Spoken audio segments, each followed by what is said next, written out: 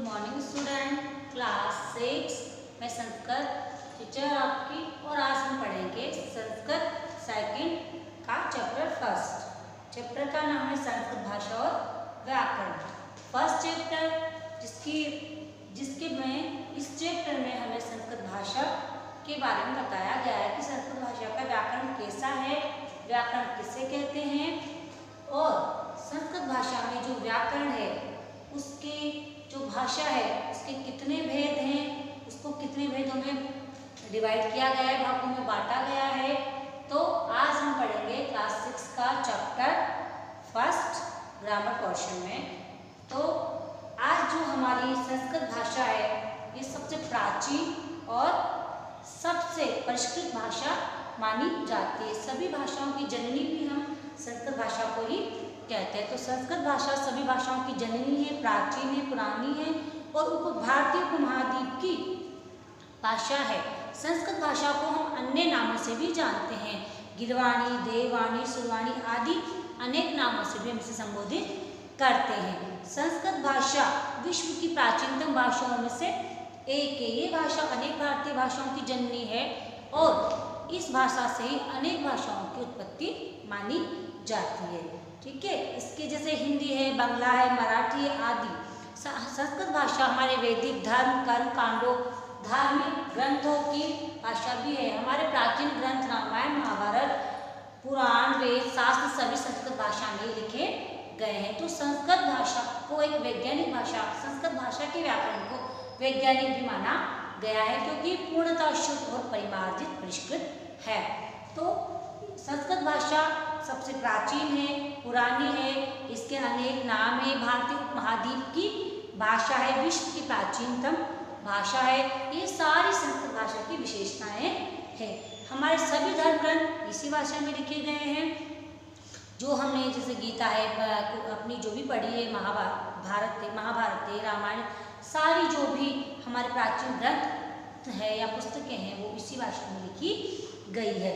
ठीक है, संस्कृत भाषा का व्याकरण पूर्णतः वैज्ञानिक है, परिष्कृत है, परिमार्जित है, शुद्ध है, एकदम प्योर। ठीक है, तो अनेक भाषाओं का से इसको डिफरेंट या भिन्न अलग इसलिए ही माना गया है क्योंकि पूर्णतः वैज्ञानिक मानी गई है। अब आते हैं कि संस्कृत भाषा या भाषा की परिभाषा क्या होती है या संस्कृत भाषा किसे कहते हैं। परिष्कृत या अत्यंत परिमार्जित भाषा को संस्कृत भाषा कहते हैं। अब संस्कृत भाषा किसे कहते हैं, इसकी डेफिनेशन अगर लिखें तो परिमार्जित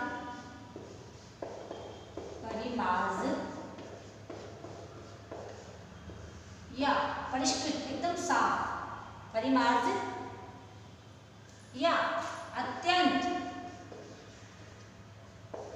परिष्कृत। परिमार्जित या अत्यंत परिष्कृत भाषा, अत्यंत परिष्कृत भाषा को क्या कहते हैं, संस्कृत भाषा।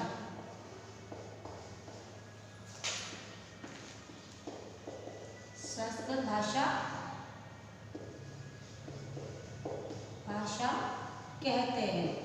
ठीक है, तो संस्कृत भाषा की अगर डेफिनेशन दी जाती है तो क्या दी जाती है, अत्यंत परिमार्जित और परिष्कृत भाषा को हम क्या कहते हैं, संस्कृत भाषा कहते हैं। अब भाषा शब्द की उत्पत्ति किससे हुई है, यानी जो भाषा शब्द है हमारा ये किससे मिलकर बना है। तो भाषा शब्द की उत्पत्ति अर्थात भाषा शब्द की निर्मित, भाषा शब्द किससे निर्मित हुआ है, भाष धातु से। संस्कृत की भाष धातु से भाषा शब्द की उत्पत्ति भाष धातु से हुई है। किससे हुई, भाष धातु से। भाष धातु का अर्थ होता है कहना या बोलना। भाष धातु का अर्थ क्या होता है, अर्थ। भाष धातु का अर्थ होता है कहना या बोलना।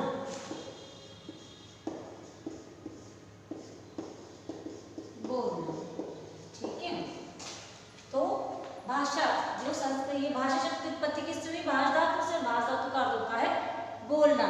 ठीक है, तो समाज में एक मानव एक सामाजिक प्राणी और समाज में जब वो रहता है तो उसको अपने भावों की व्यक्ति करने के लिए जब वो अपने मन की बातों को या भावों को किस माध्यम से बोलकर या लिखकर किसी भी तरह व्यक्त करता है तो भाषा की आवश्यकता होती है। अब भाषा को दो भेदों में डिवाइड किया गया।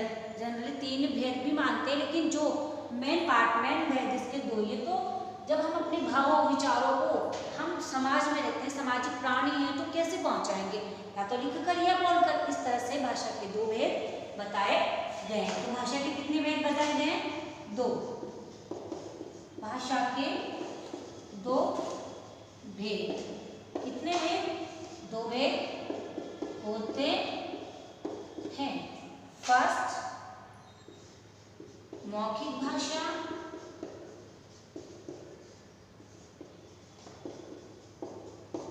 सेकंड इज लिखित भाषा। लिखित भाषा, ठीक है। भाषा के 2 भेद माने गए हैं, मौखिक भाषा, लिखित भाषा। आप लोगों ने हिंदी में भी पढ़ा है। हिंदी का जो हम व्याकरण पढ़ते हैं उसमें भी लिखित और मौखिक एक सांकेतिक, इसका 3rd पार्ट सांकेतिक होता है। क्या? सांकेतिक। सांकेतिक का मतलब होता है इशारों से अपनी बात एक दूसरे को समझाना या पहुंचाना, ठीक है। तो हमारे व्याकरण में 2 ही भेदों को मान्यता प्राप्त है, मौखिक और लिखित। जैसा कि आप सबको पता है मौखिक भाषा क्या होती है। मौखिक भाषा जैसे मैं बोलकर आप लोगों को पढ़ा रही हूँ, मैं आपके सामने कविता पाठ कर रही हूँ, मैं आपको कोई कहानी सुना रही हूँ, हम लोग मोबाइल फ़ोन पे एक दूसरे से बात करते हैं, ये सारे एग्जाम्पल मौखिक भाषा के अंतर्गत आते हैं। अब आइए देखें कि लिखित भाषा किसे कहते हैं। तो लिखित, आप नोटबुक अपना वर्क करते हो, आपको जो होमवर्क दिया जाता है और जो चैप्टर पढ़ाया जाता है, समझाया जाता है, आप उसको राइट डाउन करके लाते हो, लिख के लाते हो, वो होता है हमारा लिखित भाषा। निबंध लेखन है, पत्र लेखन है, ये सभी अनुच्छेद लेखन है, वो सभी लिखित भाषा के अंतर्गत आते हैं। मौखिक भाषा के अंतर्गत हमारी बातचीत, हमारा एक दूसरे से आमने सामने बैठकर बात करना, ये इसके अंतर्गत आता है। नेक्स्ट अब हम देखें कि मौखिक भाषा किसे कहते हैं और लिखित भाषा किसे कहते हैं। यहाँ तक तो हमने पढ़ा कि संस्कृत भाषा क्या है। परिमार्जित या अत्यंत परिष्कृत भाषा ही संस्कृत भाषा कहलाती है या कहते हैं, क्योंकि इसको पूर्णतः वैज्ञानिक माना गया है। विश्व की प्राचीनतम भाषा है। इसको गिरवाणी, देववाणी, सुरवाणी इत्यादि नामों से संबोधित किया जाता है। और संस्कृत भाषा, हिंदी भाषा, इनकी लिपि भी देवनागरी है, ठीक है। अब सेकेंड है हमारा कि भाषा शब्द की उत्पत्ति कैसी हुई। तो भाषा शब्द की उत्पत्ति भाष धातु से हुई, क्योंकि भाष धातु का अर्थ होता है कहना या बोलना। Clear is? ओके। नेक्स्ट है अपना कि भाषा के भेद। ये हिंदी में भी वही है तो संस्कृत में भी वही, तो सिमिलरिटी है, इनमें समानता है, इससे कोई प्रॉब्लम वाली बात नहीं है। मौखिक और लिखित। अब मौखिक भाषा की अगर हम डेफिनेशन लिखते हैं तो क्या होगी, ठीक है।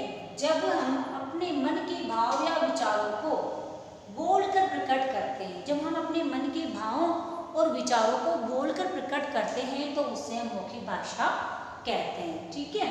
लिखित भाषा जब हम अपने मन के भावों और विचारों को लिखकर पत्र के माध्यम से व्यक्त करते हैं तो वो लिखित माध्यम कहलाता है, भाषा का लिखित माध्यम कहलाता है।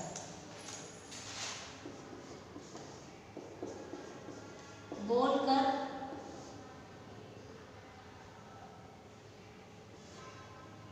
ठीक है, और इसमें लिखकर। अगर इसका एग्जाम्पल देखें तो पत्र लेखन, निबंध लेखन, अनुच्छेद लेखन वगैरह आदि। इसमें आप मोबाइल पर बातचीत करते हैं, वो मौखिक होता है। टीचर का, एक अध्यापक का अपने स्टूडेंट्स को, छात्रों को पढ़ाना, वो भी इसके अंतर्गत ही आता है, ठीक है। तो ये भाषा के लिखित और मौखिक भेद क्लियर हुए। अब देखो अगर इसको डेफिनेशन में बद्ध किया जाए तो इसकी, जब हम अपने विचार मुख से बोलकर दूसरे के सामने प्रकट करते हैं वो मौखिक भाषा कहलाती है। जिस तरह हम अपने विचार बोलकर मुख से प्रकट करके दूसरे तक पहुंचाते हैं वो मौखिक भाषा कहलाती है। और जब हम अपने विचारों को लिखकर दूसरे तक अपने विचारों को लिखकर और दूसरे के लिखे हुए विचारों को पढ़कर समझते हैं तो भाषा का लिखित भेद कहलाता है। ठीक है, उपयुक्त दोनों भेदों के अलावा एक सांकेतिक भेद भी मैंने आपको बताया है। जैसे हम संकेतों के माध्यम से आप इधर आ जाओ, वहाँ बैठ जाओ, ये मत करो, वो मत करो, इशारों से जब हम एक दूसरे को समझाते हैं तो भाषा का थर्ड माध्यम अर्थात सांकेतिक भेद होता है। इसके बाद देखिए, हमारे भारतीय संविधान में पहले 18 भाषाएं थी, 18, उसके बाद 4 भाषाएं और जोड़कर 22 अर्थात 22 भाषाओं को मान्यता प्राप्त की गई है।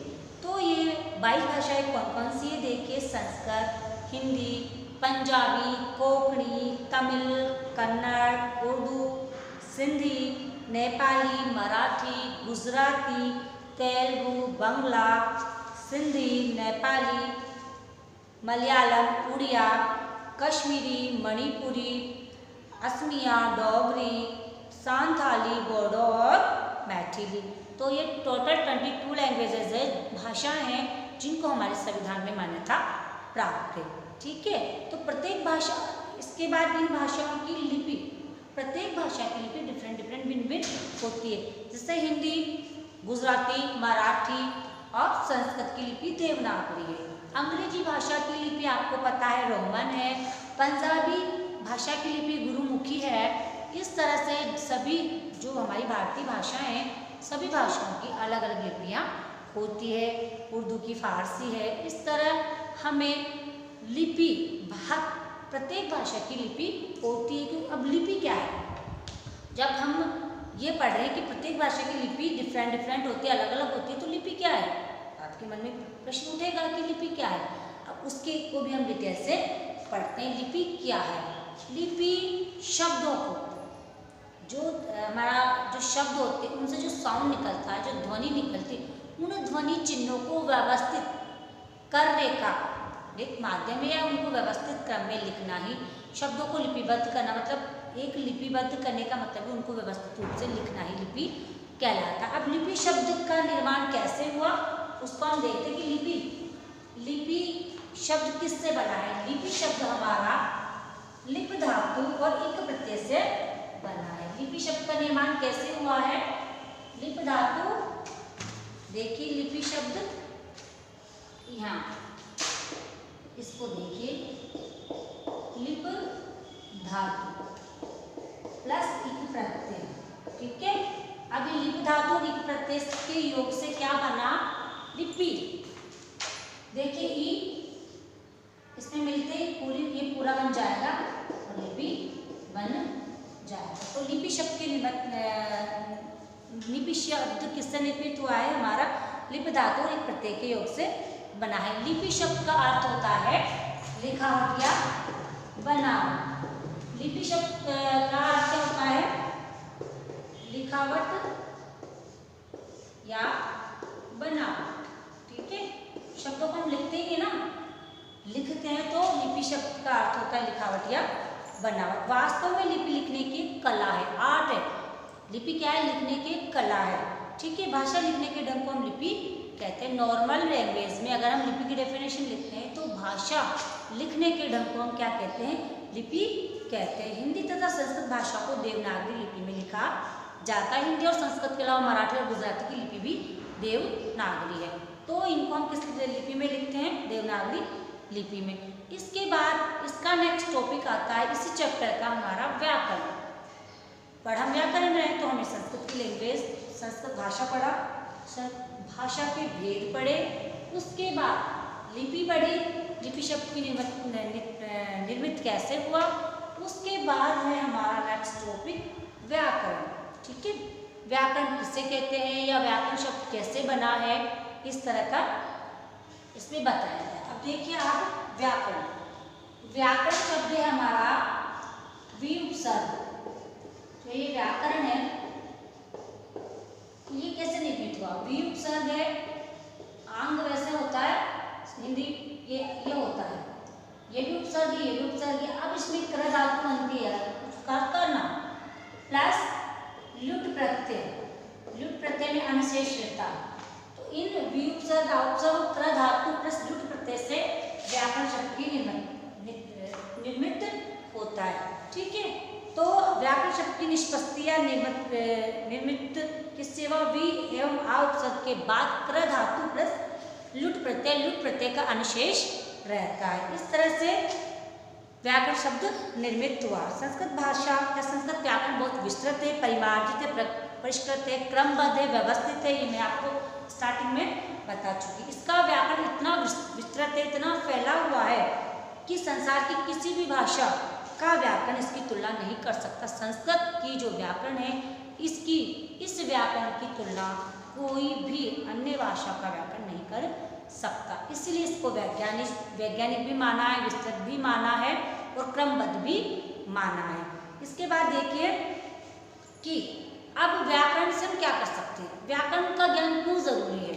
ठीक है, व्याकरण का ज्ञान भाषा के शुद्ध और अशुद्ध रूप को बताता है कि हम अशुद्ध भाषा पढ़ रहे हैं या शुद्ध भाषा पढ़ रहे हैं। जब तक हमें व्याकरण की नॉलेज नहीं है, इसका ज्ञान नहीं है, हमें शुद्ध और अशुद्ध के बीच भेद करना नहीं आएगा। शुद्ध अशुद्ध शब्द हम नहीं फाइंड नहीं कर पाएंगे। जैसे सीता विद्यालय जाएगा, अब जब तक हमें व्याकरण की नॉलेज नहीं है, सीता विद्यालय जाएगा तो हमें वो भी करेक्ट ही लगेगा, वो रॉन्ग है हमें पता ही नहीं चलेगा। क्योंकि जब तक हमें ये नहीं पता कि सीता स्त्रीलिंग या पुल्लिंग, स्त्रीलिंग के साथ हम स्त्रीलिंग की क्रिया ही लगाएंगे और पुल्लिंग के साथ पुल्लिंग की क्रिया लगाएंगे, बट हमें ये पता ही नहीं है कि सीता शब्द स्त्रीलिंग है या पुल्लिंग, तो हम ये कैसे जज कर पाएंगे कि हमारा जो वाक्य है वो शुद्ध है या अशुद्ध। इस तरह से राम टहलने जाती है। अब यहाँ तो राम शब्द तो पुल्लिंग है, लेकिन अगर व्याकरण की हमें नॉलेज नहीं है तो हम कैसे पता लगाएंगे कि राम पुल्लिंग है तो क्रिया भी उसके साथ उसी की लगेगी। इस तरह से व्याकरण का ज्ञान किए बिना हम भाषा के शुद्ध और अशुद्ध रूप का ज्ञान नहीं कर सकते। तो व्याकरण के ज्ञान के बिना शुद्ध बोलना अत्यंत कठिन है। इसलिए हमें छोटी छोटी मात्राओं, उच्चारण, लिंग, वचन आदि का ज्ञान कौन कराता है, व्याकरण। तो व्याकरण हमें शुद्ध बोलना, लिखना और पढ़ना सिखाता है। तो व्याकरण के ज्ञान के बिना हमारी शुद्धिकरण, जब किसी भी चीज़ का शुद्ध उच्चारण नहीं कर सकते, इसके लिए व्याकरण पढ़ना बहुत अनिवार्य है। अब संस्कृत व्याकरण को 3 अंग बताए गए हैं। संस्कृत व्याकरण के 3 अंग माने गए हैं। पहला अंग इसका है, संस्कृत व्याकरण के कितने अंग बताए बेटा, 3। तो 3 में फर्स्ट है वर्ण विचार, सेकंड है शब्द विचार, थर्ड है वाक्य विचार। इस तरह से संस्कृत व्याकरण के 3 अंग बताए, वर्ण विचार, शब्द विचार और वाक्य विचार। अब इन तीनों के बारे में हम कैसे डिस्कस करें, किसमें क्या होता है। तो वर्ण विचार में क्या होता है, वर्ण की डेफिनेशन आपने हिंदी में पढ़ी और संस्कृत में भी। सबसे छोटी इकाई होती है वर्ण, इसके हम और अधिक खंड नहीं कर सकते, तो वर्णों पर चर्चा इसमें की जाती है। शब्द विचार, वर्णों के संयुक्त से शब्द बनते हैं, शब्दों से वाक्य बनते हैं। इस तरह से व्याकरण के 3 अंग, शब्द, वर्ण विचार, शब्द विचार और वाक्य विचार। वर्णों से, शब्दों से छोटी छोटी इकाइयाँ होती हैं, उनसे वर्ण बनते हैं, वर्णों से हम शब्द का निर्माण करते हैं और शब्दों से वाक्य का निर्माण करते हैं। तो इस चैप्टर में स्टार्टिंग से एंड तक हमने क्या देखा, सबसे पहले हमने संस्कृत भाषा देखी, फिर भाषा शब्द की उत्पत्ति किससे हुई, व्याकरण किससे कहते हैं और भाषा के कितने भेद है, 2 भेद है, लिखित और मौखिक। लिखित भाषा किससे कहते हैं, मौखिक भाषा किससे कहते हैं।